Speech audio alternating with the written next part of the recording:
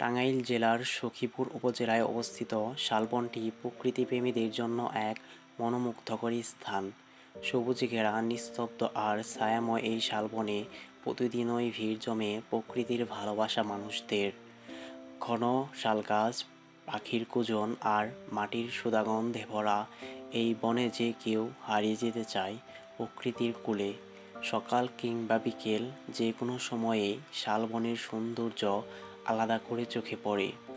স্থানীয়দের ভাষায় এই বনটা শুধু সৌন্দর্যের নয়, আমাদের জীবনের অংশ। কেউ আসে হাঁটতে, কেউ ছবি তুলতে, আবার কেউ আসে প্রকৃতির শান্তি অনুভব করতে। তবে ক্রমবর্ধমান জনচাপ ও বন সংলগ্ন এলাকা বসবাস বৃদ্ধির কারণে বনটি প্রকৃতির ভারসাম্য কিছুটা হুমকির মুখে। তাই স্থানীয় জনগণ ও প্রশাসনের সমন্বয়ে বন সংরক্ষণে প্রয়োজনীয় সচেতনতা ও যত্ন।